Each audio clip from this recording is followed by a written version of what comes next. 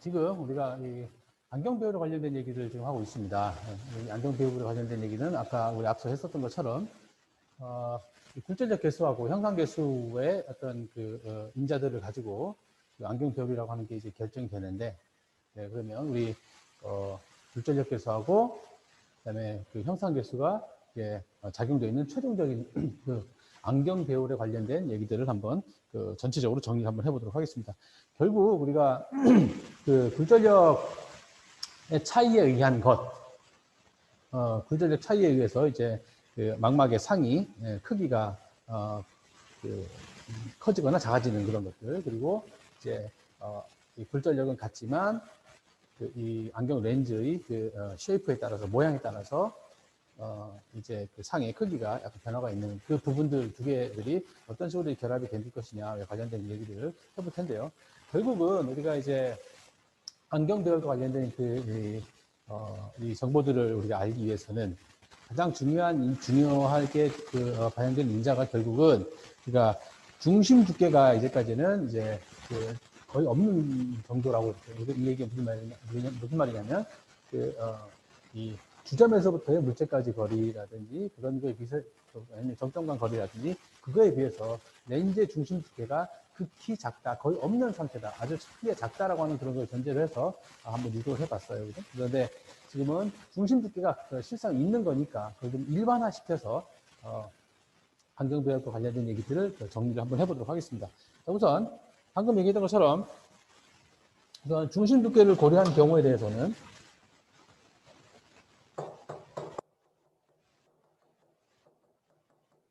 이제 렌즈 중심 두께를 말합니다. 렌즈 중심 두께 T를 고려하는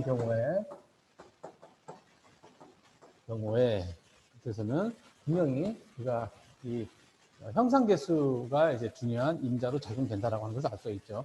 형상 개수, 우리가 굴절력 개수인 경우에 대해서는 T에 대한 인포메이션이 없습니다. 그런데 여러분들이 우리 지난 시간에 했었던 것처럼 이 형상 개수에 보면 변수가 이게 있지요. 제1면의 굴절력, 그 다음에 중심 두께, 그 다음에 굴절률과 관련된 얘기가 있어요. 물론 굴절률이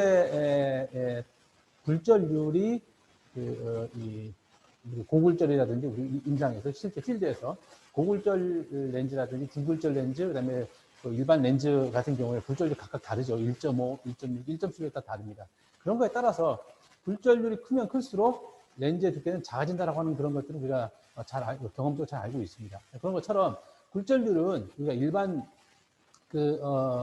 적으로 사용되고 있는 CR39의 1.5 정도의 굴절률을 갖는다고 이제 생각을 해보면 일정하다고 보고, 결국은 그리고 D1이라고 하는 렌즈 제1면의 면 굴절력이라고 하는 것도 사실상 우리가 물론 이제 구면을 가지고 있지만 거의 비구면의 형태에 가깝다고 볼 수 있어요. 그렇기 때문에 그 부분도 마찬가지로 일정한 상수로 이렇게 취급할 수 있다고 하는 그런 뜻이 있을 겁니다. 그래서 결국 남아있는 변수라고 하는 것은 우리가 이렇게 중심 두께에 대한 변수, 즉 우리가 형상 계수에서 여러분들 보는 것처럼 그 분모의 T라고 하는 그런 중심 두께의 팩터가 있지요. 그래서 중심 두께가 고려되는 경우라면 결국 쉐이 팩터가 이렇게 고려돼야 된다. 형상 개수가 고려돼야 하는 그런 얘기가 된다라고 하는 그런 뜻이죠. 자, 그래서 지금은 조금 이제 안경 배열과 관련된, 우리가 실제로 안경을 착용했을 때와 나아진 경우에 대해서 상위 매치는 크기를 얘기를 하는 거기 때문에 우선 안경을 착용을 한 상태라면 안광학계라고 하는 것하고 우리 여러분 여기 사용하고 있는 교정용 안경 렌즈 있죠. 그래서 이 부분을 합쳐서 교정용 안경 렌즈하고 그다음에 안광학계를 합쳐서 복합광학계라고 하지요. 그래서 그 복합광학계에 대한 일반적인 안경 배율의 식에 대해서 한번 표현을 한번 해보도록 하겠습니다. 우선 그림을 한번 그려보도록 하겠습니다. 우선 복합광학계를 그려보도록 하겠습니다. 우리 그래서 기준이 되는 이 광축을 이렇게 그려놓고요. 이렇게 안구를 이렇게 그려주면 되겠습니다. 자, 그리고 교정용 안경 렌즈 이렇게 우리가 일반적으로 이제 메니스커스 렌즈, 마이너스 메니스커스 렌즈인 경우에 대해서 우리가 생각을 해보도록 하겠습니다.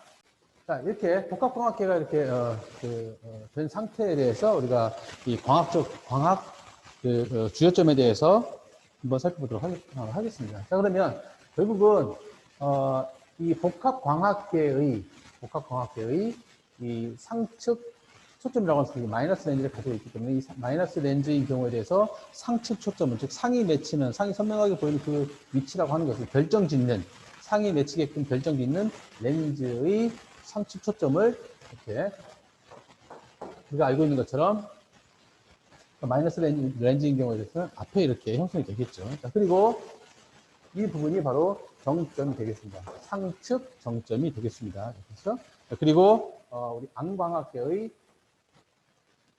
입사동과 사출동, 엔트런스 길 입사동과 사출동의 E라고 이렇게 표시해 보도록 하겠습니다. 자, 그리고 마이너스 렌즈하고 우리가 안광학계는 플러스 렌즈 두 개를 가지고 있죠. 그래서 이 안광학계하고 이 교정용 안경 렌즈의 복합광학계에 대한 주점의 위치가 우리가 주점이라고 하는 게 여러분들 알고 있는 것처럼 굴절이 시작되는 가상의 점이라고 얘기했습니다. 그래서 분명히 이 렌즈들 사이에 이 광학계 렌즈들 사이에 E의 위치에 이렇게 존재를 하게 될 것입니다. 그렇죠?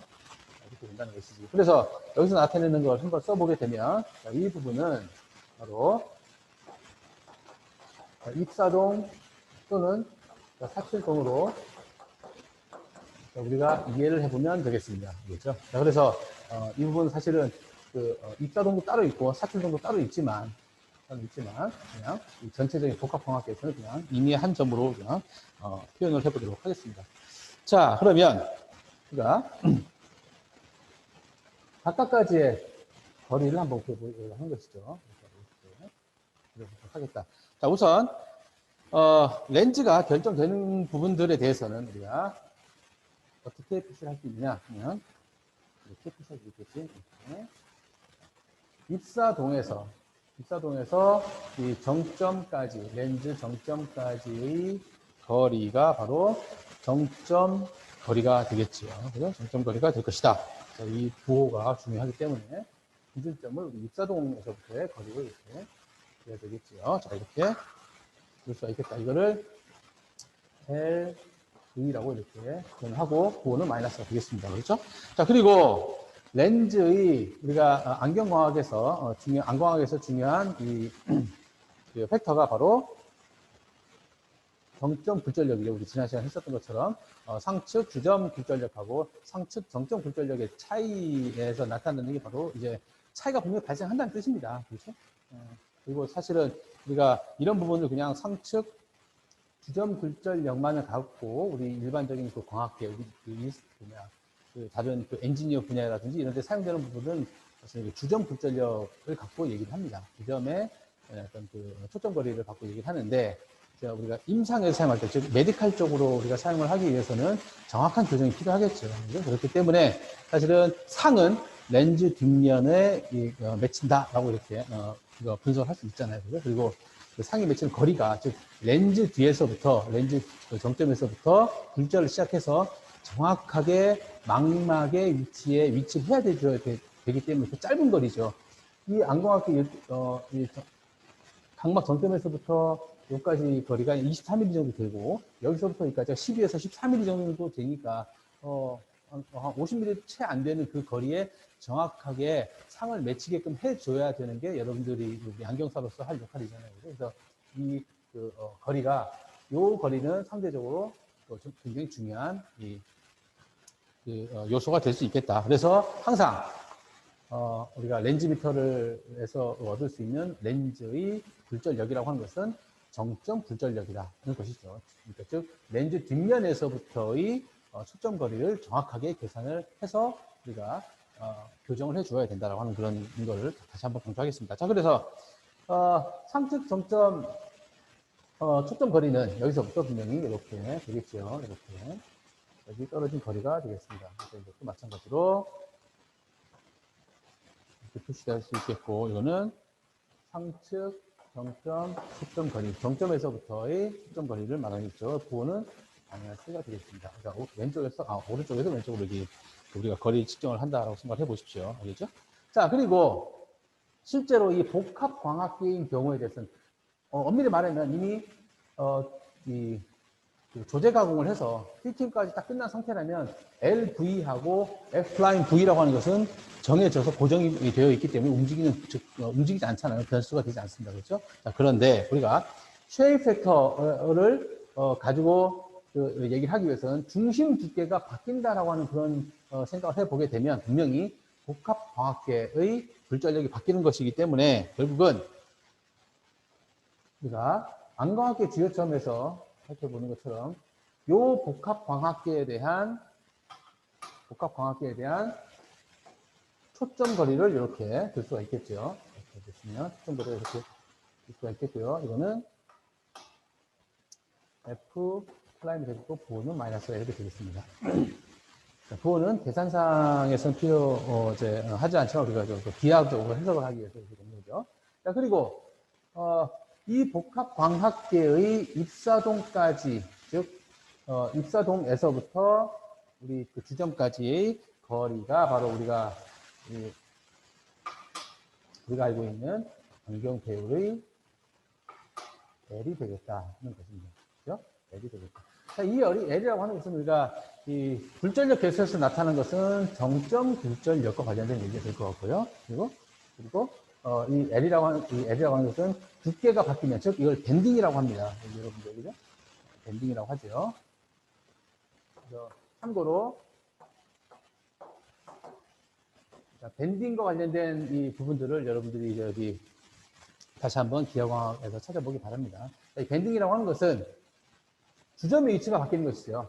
이거는 주점의 위치가 주점 위치를 변화인데 뭐에 따라서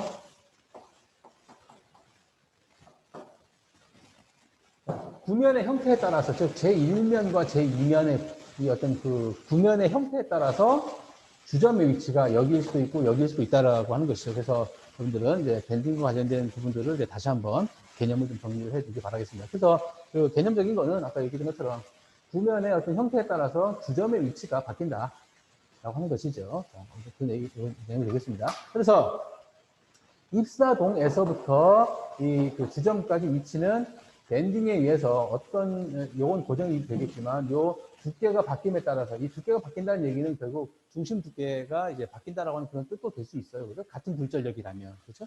그렇기 때문에 끝까지 L이 바로 변수가 될 것이라는 얘기죠.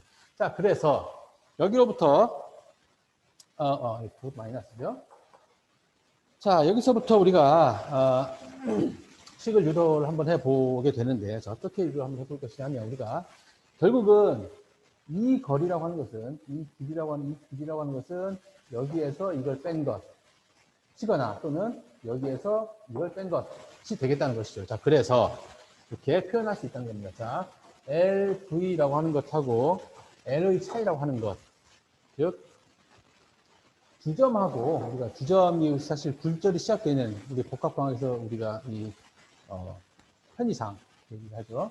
요 두 렌즈의 합이 이루어져 있는 또 다른 어떤 이제 등가 렌즈가 구성이 되겠죠. 그 등가 렌즈에 대한 주점을 말합니다. 주점에서부터 정점까지의 거리를 나타내는 게 바로 요 얘기가 되겠죠. 요 얘기가 여기에는 길이가 되겠죠. 즉, 요 얘기가 되겠습니다. 그렇죠? 자, 요거에 될 것이다. 자, 이거는 우리가 이 등가 렌즈, 안경 렌즈하고 이 안광학계의 등가 렌즈의 초점 거리라고 하는 것은 바로 이제 주점에서부터의 그 초점까지 거리가 되겠죠. 자, 초점 거리가 이제 F'이고, F'에다가 요 렌즈, 즉 점점 초점 거리를 뺀 요 부분하고 같다. 라고 하는 것은 우리가 그림에서 보면 알 수 있어요. 그죠? 그래서 요 길이라고 하는 것은 바로 F', 이게 바로 같다라고 하는 그런 뜻이 되겠어요. 그죠? 자, 이거는 아까 다시 한번 정리 한번 해보겠습니다. 복합광학계의 경우에 대해서 이렇게 한 등가 회로가 등가 렌즈가 있겠죠. 이 두 개를 합쳐진 어떤 등가 회로에 관계된 초점 거리는 바로 요 밑에 있는 놈이 될 것 같고요. 그죠? 그리고 입사동 굴절이 눈에서 안광학에서 이제 굴절이 시작되는 그런 부분에서부터 요 주점까지 거리가 L이다라고 이렇게 생각을 보게 되면, 자, 이거는 전체 등가 렌즈인 경우가 될 것이고요. 자, 이거는 하나씩 복합광학계에 대해 설명한 것이다. 라고 이렇게 이해를 해보면 조금 이제 설명이 쉬울 것 같습니다. 자, LV에서 L을 뺀 요 부분하고 분명히 F'하고 FV'에서 뺀 요 부분은 같다라고 하는 것은 그림에서도 우리가 알 수 있는 것이겠죠. 그죠? 자, 그래서 요거는 F'이라고 하는 것은 우리가 이게 거리형인 거잖아요. 그죠? 거리형으로 나타낸 거고, 이게 미터인 것이고요. 자, 이것도 마찬가지로 미터인 것이고, 이거를 버전수형으로 이제 나타낼 수가 있잖아요. 그죠? 그래서 버전수형이라고 하는 것은 우리가 공기 중으로 이제 빠져나가는 그 광선에 대해서 일반화시킬 수 있기 때문에 우리가 굴절률은 1로 대입을 해보면 되겠죠. 엄밀히 말해서는 사실 F분의 N이 되겠지만 그냥 이거는 굴절력이라고 하는 것은 버전수의 형태로 한번 나타내 보게 되면 F'이라고 하는 것은 D'분의 1로 이렇게 표시될 수가 있겠고요. FV'이라고 하는 것은 DV'분의 1이 된다. 자, 이거는 이렇게 나타낸 것은 버전수형으로 나타낸다는 거죠. 버전수 형태로 나타낸 것이다 라고 하는 것이죠. 그죠? 사실 굴절력의 정의가 D'이라고 하는 것은 F분의 N이기 때문에 아까 얘기했던 것처럼 N이 그냥 공기 중이다 라고 생각을 해보게 되면 N은 그냥 상수로서 이렇게 취급을 해버리면 결국 굴절력이라고 하는 것은 우리가 이 버전수 형태로 나타내는 굴절력이라고 하는 것은 초점거리의 역수가 되기 때문에 자, 이렇게 나타낼 수가 있다는 것이죠. 그죠? 자, 그래서 우리가 합성광학계를 나타내는 등가 렌즈인 경우에 대해서 이 L이라고 하는 것은 여기서부터 L이라고 하는 것은 요식하고 그죠? 요식하고 적당히 변형을 해보게 되면 L이라고 하는 것은 요거 여기를 이쪽 이동시켜주면 되겠죠. LV에다가 이거 그대로 이동시켜주면 되는 거죠. 그죠? D'분의 1 플러스 DV'분의 1이 될 것입니다. 맞죠? 이렇게 표현이 가능하겠다라고 하는 것입니다. 자, 그러면 우리가 등가 렌즈인 경우에 대해서 안경 배율의 형태는 바로 감마 SM이라고 이렇게 표시할 수 있겠고요. 자, 이거는 우리가 알고 있는 것처럼 굴절률의 변화에 따라서 즉 1 플러스 L D 플라임의 1이라는 것이죠. 자, 이 말은 여기서 굴절력이 바뀐다. 즉 중심 두께가 바뀌는 거에 따라서 안경 배율이 바뀌게 된다라고 하는 그런 것으로 이해해 보면 되겠죠. 그래서 이 L이라고 하는 것을 여기에다가 이렇게 대입을 한번 해보면 1 플러스 L이 요거죠. LV 마이너스 D 플라임 1 마이너스 플러스 DV 플라임의 1이다. 이거에 곱하기 D 플라임의 1이 될 겁니다. 맞죠? 자, 이걸 해보면 바로 요거하고 요거는 약분이 돼서 요거 약분이 돼서 1이 되고 1이 요거 없어지죠. 그죠? 1 플러스니까. 그죠? 그래서 요거는 요거하고 해서 마이너스 1이 되고 요거는 이제 없어지게 될 것입니다. 맞죠? 자, 그러면 요 두 개의 항만 남아있게 될 것이다. 하는 것이죠. 그래서 이거는 바로 DV 플라임이죠. DV 플라임분의 D 플라임에다가 LV 곱하기 D 플라임이 될 것이다. 하는 것이죠. 그죠? 그죠? 요 항은 이렇게 해서 이제 없어지게 될 것이고, LV 곱하기 D 플라임, 그리고 DV 플라임분의 D 플라임으로 이렇게 나타낼 수 있겠다는 것이죠. 자, 그러면 우리가 여기서 쉐입 팩터에 대한 그 함수를 한번 넣어보자. 자, 여기서 말하는 게 바로 중심 두께와 관련된 중심 두께가 바뀜에 따라서 그죠? 그 L의 위치가 바뀌기 때문에 그죠? 중심 두께가 T가 있다면 형상 개수와 관련된 얘기를 볼 수 있겠죠. 그래서 어떻게 우리가 볼 수 있냐면 우리가 지난 시간에 했었던 것처럼 D'이라고 하는 것은 즉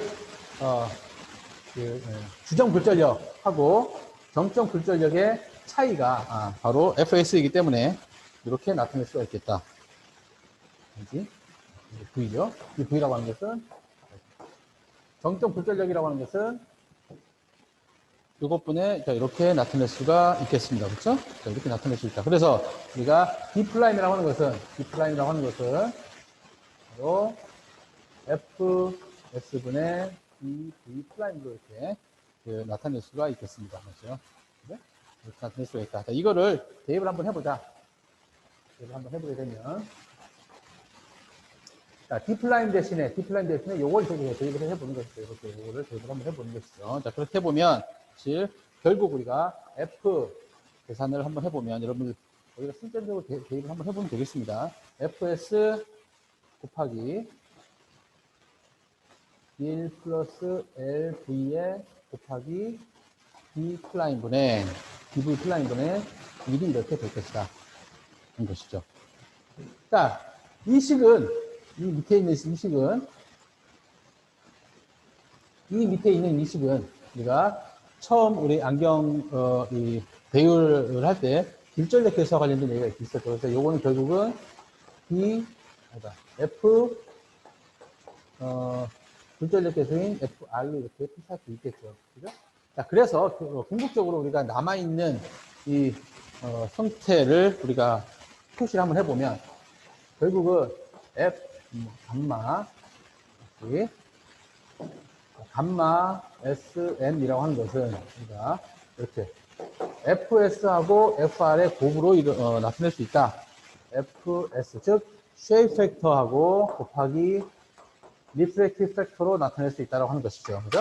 이런 것이다. 그리고 FS는 정확하게 써보면 우리가 FS라고 하는 것은 요것이었죠. 그죠? 요것이었기 때문에 우리가 어떻게 표시할 수 있느냐 하면 이건 여러분들이 공적 외울 필요가 있겠습니다. 그죠? T of N 그리고 D 플라인분의 1이고 그죠?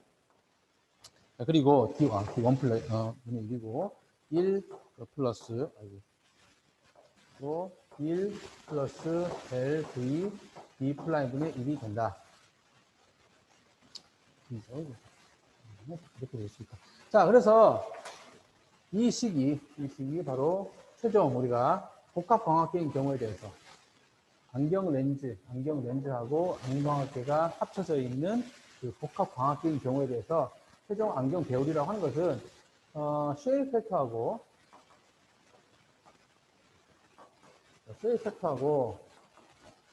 형상 계수하고 그다음에 리프렉티브 팩터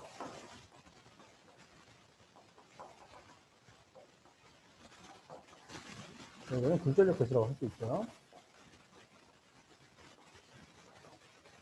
자, 개수의 곱으로 그러니까 나타낼 수 있다. 자, 이겁니다.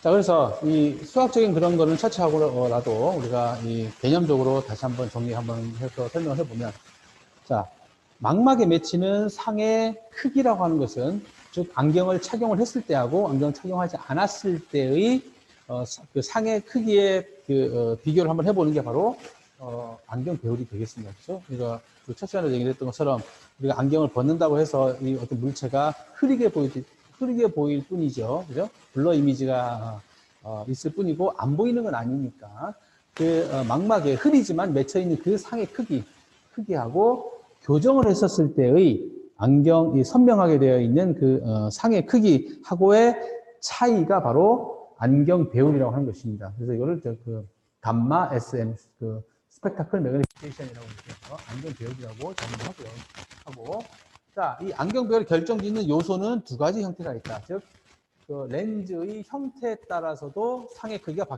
커지거나 작아지거나 한다. 그리고 굴절력의 차이에 의해서도 커지거나 작아졌다가 이렇게 한다. 라고 이렇게 생각을 해보면 되겠습니다. 자, 이거는 우리가 일상생활에서도 이런 경험을 해보면 좋을 것 같습니다. 그렇죠? 형상계수, 즉 형태, 렌즈 면의 형태에 따라서 크기가 바뀌고 안 바뀌고 하는 거는 이렇게 생각하면 되겠죠. 우리가 일반적으로 창문에 있는 유리 같은 경우는 평평한 평면이잖아요. 그죠? 그 평면인 경우를 갖고 여러분들 노트라든 어떤 물체를 이렇게 딱 보는 거 하고 구면을 갖고 있는 어떤 그 렌즈를 갖고 때문에 렌즈죠. 이제 휘어져 있기 때문에 굴절을 하게 되는 렌즈의 형태, 즉 이 휘어져 있는 구면을 가지고 있는 그 렌즈를 갖고 똑같은 물체를 쳐다봤을 때 평면인 경우에 대해서는 그대로 보이지만 겉보기상, 즉 이제 뭐 물체가 좀 더 앞으로 당겨져 보이겠죠. 자, 어떤 겉보기상에 대한 그 위치 변화만 있지 크기 변화는 없다는 것입니다. 그렇죠? 그런데 렌즈를 통해서 보게 되면 휘어진 구면을 갖고 이렇게 보게 되면 상의 크기가 커지거나 작아지거나, 즉 렌즈를 통해서 아니면 유리창을 통해서 봤을 때 크기가 달라지는 그런 뜻이 되겠습니다. 그렇죠? 자, 이런 것을 크기가 어느 정도 바뀔 것이냐, 어느 정도가 될 것이냐를 얘기를 하는 게 바로 쉐 이펙트이고요.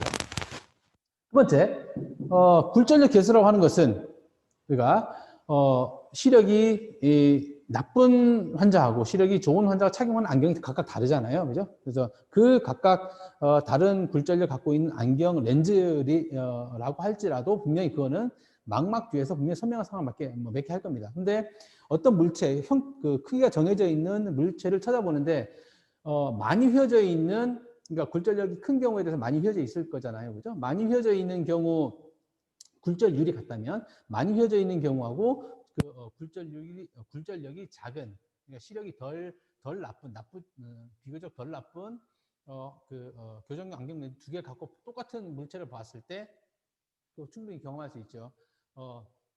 많이 휘어져 있는, 즉 굴절률이 큰 렌즈를 통해서 본 게 좀 더 작게 보이는, 우리가 이제 근시인 경우에 대해서는 작게 보이는 그런 형태가 될 수 있을 것 같고요. 또 반대로 플러스 렌즈인 경우에 대해서는 배가 많이, 그 렌즈의 이 구면 중심 두께가 점점 커지는 그런 경우를 갖고 이렇게 보게 된다면 좀 덜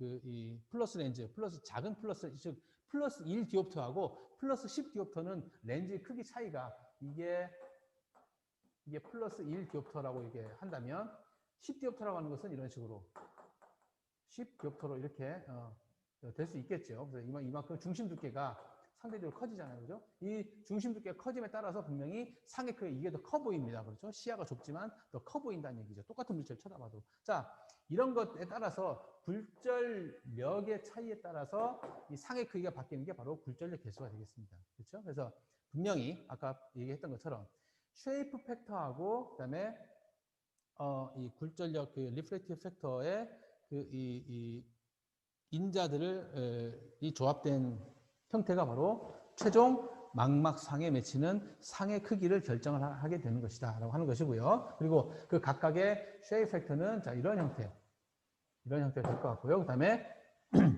리프렉티브 팩터는 자, 이런 형태가 된다는 것입니다. 여기서 중요한 건 쉐이프 팩터인 경우에 대해서는 결국 이 변수들을 보게 되면 이 굴절률이라고 하는 것은 우리가 물론 아까 얘기했던 중굴절, 고굴절, 일반 렌즈인 경우도 다 있긴 하지만 그냥 일정하다고 이제 생각을 해보게 되면 보고요. 그리고 D1인 경우에 대해서는 거의 비구면 상태이기 때문에 굴절력을 가지고 있지만 거의 비구면 형태로 우리가 임상에서 사용을 하잖아요. 그죠? 자, 이렇게 된 것이고 결국은 렌즈의 두께가 바뀜에 따라서